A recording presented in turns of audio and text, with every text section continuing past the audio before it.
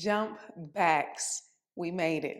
All right. If you didn't check out the jump through video, go ahead and check out that jump through video because today we're going to talk about jump backs.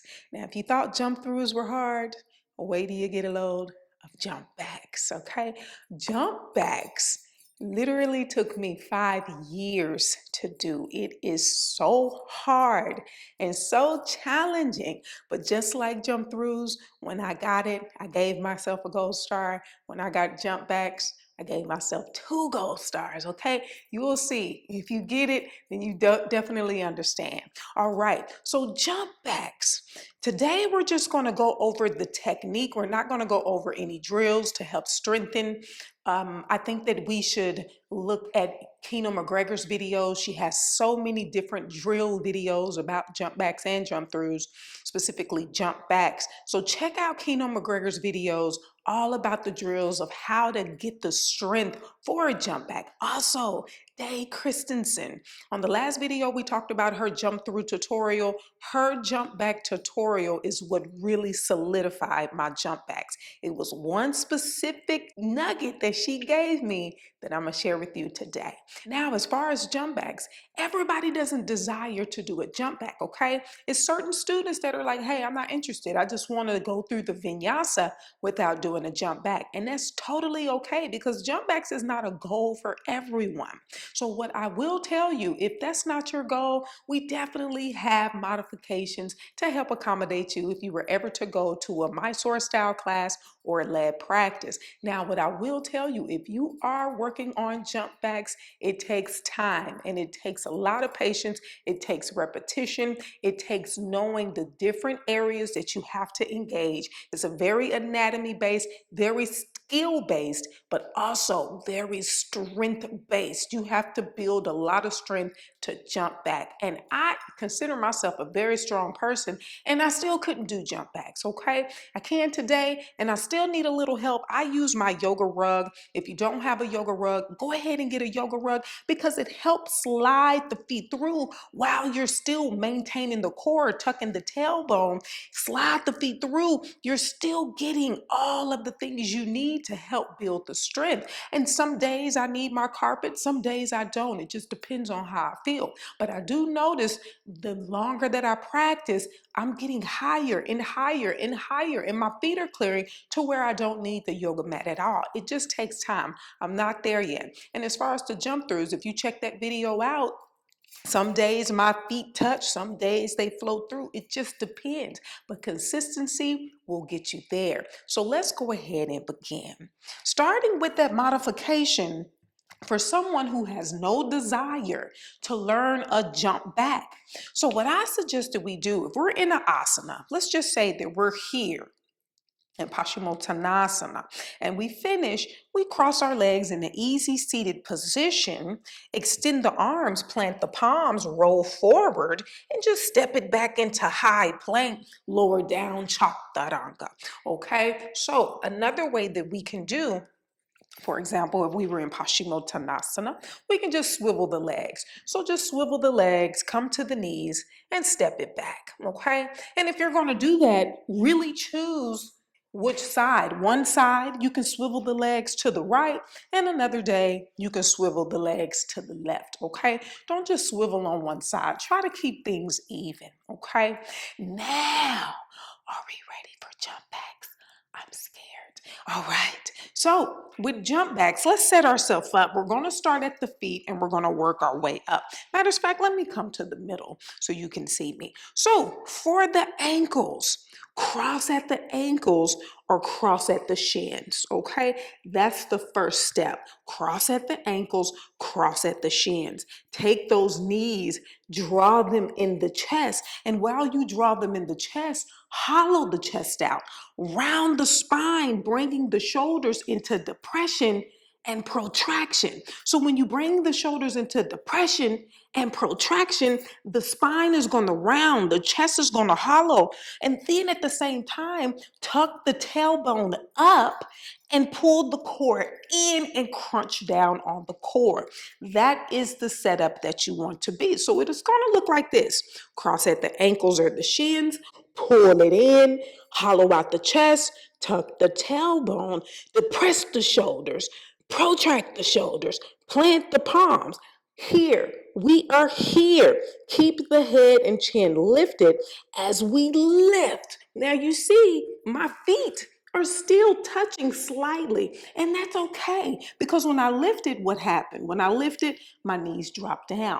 So what does that mean? We still need to work on the engagement of the core. We still need to work on tucking that tailbone. I still have problems with this, even with all the strength that I have, okay? Connect the knees to the chest, plant the palms, and lift. Okay, that is our first step. Okay, so do we got it? Cross the legs, draw the knees in, contract the core, tuck the tailbone, depress the shoulders, round the spine, plant the palms, lift. Okay, so we got that part. So as we do that, that's what you want to do each time that we lift up into a jump back. So lift. The next step is to bring the shoulders forward, okay? So second step, we're here. Draw the knees in, tuck the tailbone, round the spine, plant the palms, lift and shift, okay? So it's like you're lifting and then bringing the shoulders and the chest forward, still keeping the shoulders in depression and protraction, still tucking the tailbone, still contracting the core as we plant face forward or face plant forward, okay? Let's do it one more time. So, setting up, knees tucked in, crossing at the ankles, tuck the tailbone, contract the core, lift and come forward, okay? Now, a lot of people get stuck here with the feet. They get stuck here and then they can't. This is what the rug is for, okay? So let me just show you without the rug. So if I was to come into this without the rug, and lift and bring my feet. You see my feet? So that's why we have the rug, because the rug will allow it to slide through, but you're still working on the mechanics, okay? So let's go ahead and finish. What I want you to do is to take those feet, okay? And when that happens, when we're here, the feet are in a plantar flex position, okay? When we lift, the feet should now come into a dorsiflex position. So when we lift, point. When we start to transfer the shoulders forward, bring the ankles into a dorsiflex position, okay? So from here, once you get the feet cleared through the hands and we get here, this is where a lot of people tip the toe down to jumping back, okay? And that's totally okay. I did that for a very long time before I was able to shoot the legs back. And so here's the nugget that I'm going to give you. When you shoot the legs back, or when you're attempting to shoot the legs back, I want you to imagine the legs are dead. Imagine that they have no feeling. Imagine that they're not there. Just shoot the legs back, okay? Shoot them back. You have to imagine, I don't have legs. I don't have legs. Just shoot it back. Just shoot it back. Just imagine that they're not there. And that is actually what helped me, okay? So, coming back into it.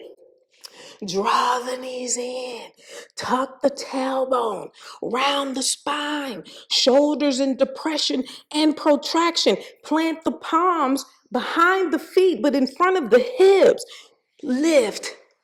My legs are dead. I'm here. Shoot the legs back, okay? I know that's easier said than done. So let's go over the modifications one more time, because I feel like I'm all over the place. Jump backs are exciting, so that's why I'm like, ah! All right, so we ready? So first modification, when we come out of a pose, just come into an easy seated pose, roll forward, and just step the legs back, high plank, go through the vinyasa. Second modification, just swivel. Swivel. And as you swivel, plant the palms, and then come down into our vinyasa. All right, next modification for people that want to start the jump back process is the alignment Okay, align yourself first. I had to align myself first for a very long time before I could do anything. So alignment, drawing the knees in towards the chest is really hard. Planting the palms and just lifting. That's the first step to doing jump backs is lifting. Lifting the hips while they're tucked under in the posterior tilt, contracting the core, really rounding the spine, okay? First step, boom, that's it. So second, start to face plant. Boom, start the face plant. Okay, start to face plant. Then when you face plant, this is when you can think, do I need to tip my toe or can I just shoot the legs back? You have to figure that one out, okay? So with that being said, I'm sweating to death. It's a lot of hard work. Do you have any questions? Comment below and let me know. I also want to tell you, don't just watch one YouTube tutorial. You gotta watch all YouTube tutorials about jump backs across the YouTube algorithm. The reason why, everyone has something to say that you might need, okay? Everybody has something different to say. So it's good to get opinions of all, and then you can say, that's the thing that I needed. That's what was missing. So do yourself a favor, check out all of Kino's drills because the drills will help you gain the strength for the jump back. And then she also talks about other things, goes more in depth about anatomy. This is also true for Dave Christensen. She is very skillful when it comes to the jump backs and jump throughs. Check out her things as well. All right, I've taken up enough of your time. I hope that you enjoyed the jump back and the jump through tutorial. We're ready for the seated sequence. Are you going to join me? Do you have Kino's book? We're doing this together.